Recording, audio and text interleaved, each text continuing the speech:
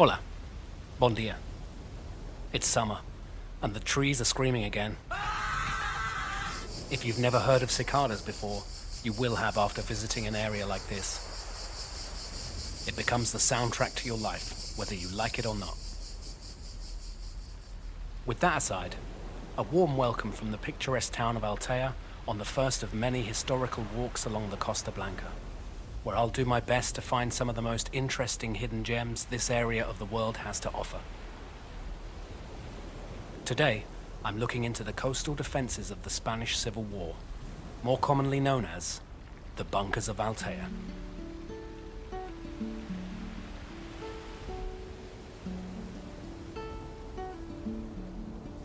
The defensive line of the coast of Altea was created between 1937 and 1938 by the Republican Army in order to protect the coastal town of Altea from a possible invasion.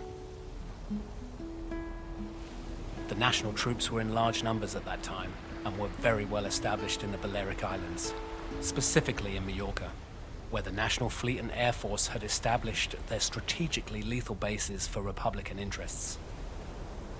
Majorca became the ideal air and sea route to attack the Mediterranean coasts and cities. The Republican Army, or rather its commanders, took into account that the national side had an outstanding and well-armed fleet of ships in the port of Majorca. Their ships totally dominated the Mediterranean and also carried out numerous incursions by sea and air to the Catalan coasts north of here. The sea-air strength of the insurgent side was clear.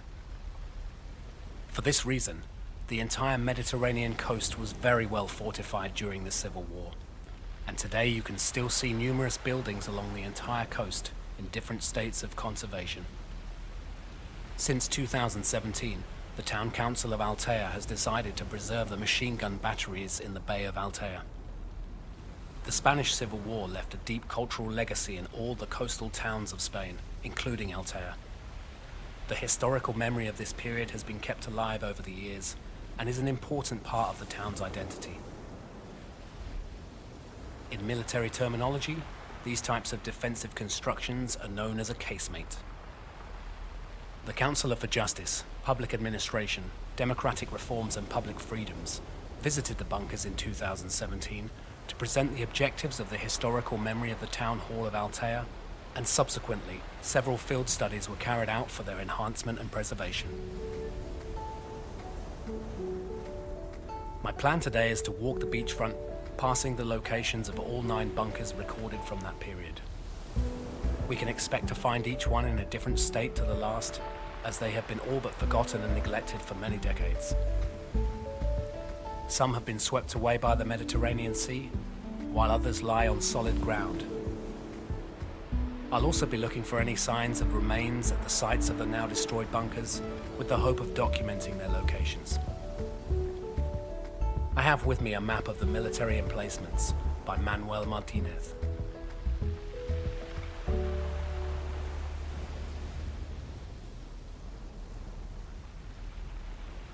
The journey begins here, at the start of Playa de L'Olla. Bunker 1 is in the best condition to the naked eye. From the outside, it can be seen perfectly, but it cannot be visited inside, since due to the effects of the wind, it is full of stones and other rubbish that reach right up to the embrasures. This bunker is located on L'Olla Beach. Recently, through an international volunteer program, excavation work began on the inside of the machine gun nest to remove the sediment and stones that the sea had brought into the bunker.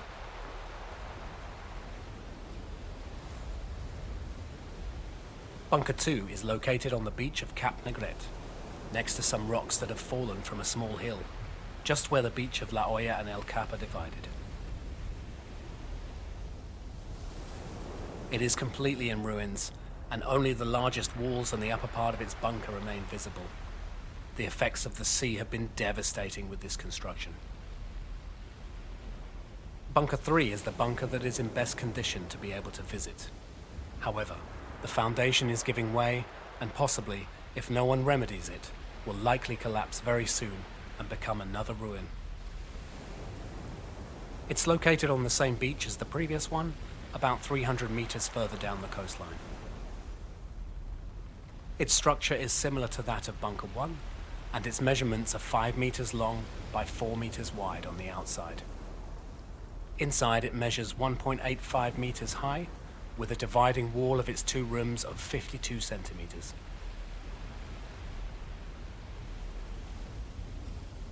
Bunker 4 was located right at the mouth of the Algar River. However, unfortunately, it has completely disappeared. I did manage to find one man-made looking piece of concrete that could be the last remains of this casemate, but I cannot be sure.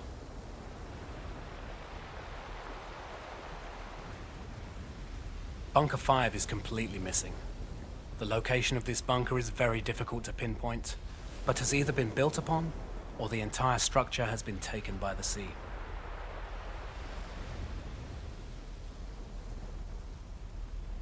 Bunker 6 is also missing, but this one is far more likely to have been built over. The local marina is located right in the same place on the map, and was built almost a decade later in 1945. A shame to see so many historical buildings lost, but I have no clue of the state that this one might have been in at the time. It may well have been too dangerous, and in a state of disrepair. Bunker 7 is underwater, but you can still make out its position around 20 to 30 meters out to sea. This is a clear indication of what must have happened to many of these buildings over time. The coastline has clearly receded since the late 30s, and with it, at least half of these historic buildings. Bunker 8 was located at the very end of Cap Blanche Beach. I did manage to find a few rocks that had been used as a barrier to the sea that look suspiciously similar to those used in the still standing bunkers. So my guess is that this one would have been placed around here. Unfortunately, this one has been fully decimated by the Mediterranean Sea. A similar story with Bunker 9, which is also missing. It would have been located about halfway down Cap Blanche Beach, but as you can see from the footage, there is absolutely no sign of this one left.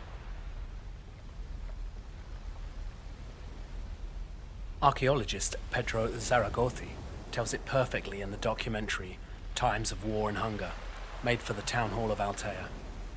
In this documentary, the people of Altea themselves tell their experience in first person during the Civil War and the post-war period. I'll leave a link to that in the description.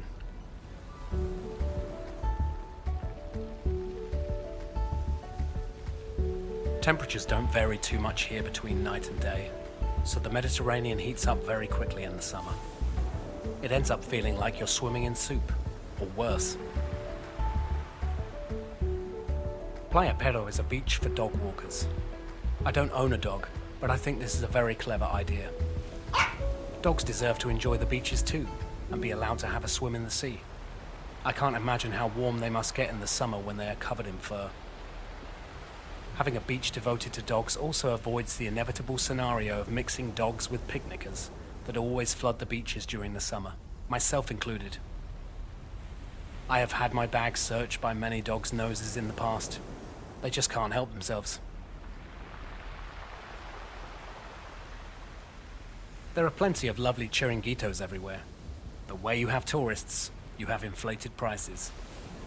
So it's always worth bringing your own packed lunch.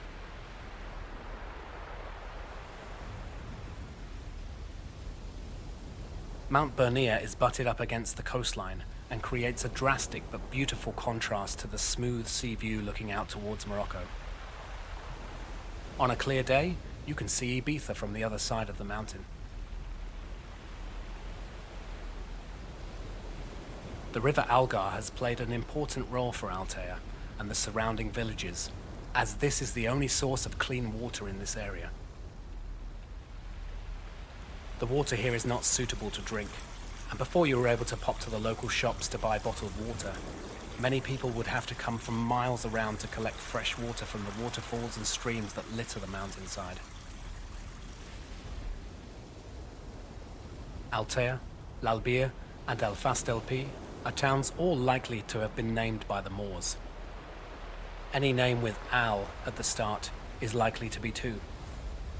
Alcoy, Alhambra, Alcatraz, maybe even Al Pacino. Are you kidding me or what? But Altea in Greek means the cure, and many people describe their experience of feeling healthier when they visit here, especially those with arthritis and circulation problems. So who knows? In L'albir, there is a nature reserve that sticks out of the coast just north of Benidorm. A lighthouse was erected on this rocky outcrop, as I'm sure many ships in the past have sailed straight into the rocky edge. The lighthouse is still active today, although most boats will have very accurate GPS, along with detailed maps of the hidden dangers just below the surface of the water.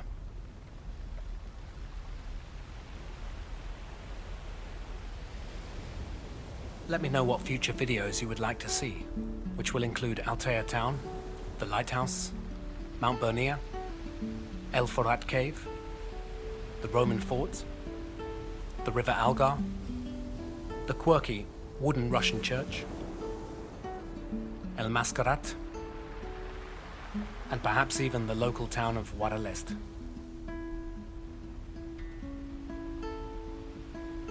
Let me know in the comments below.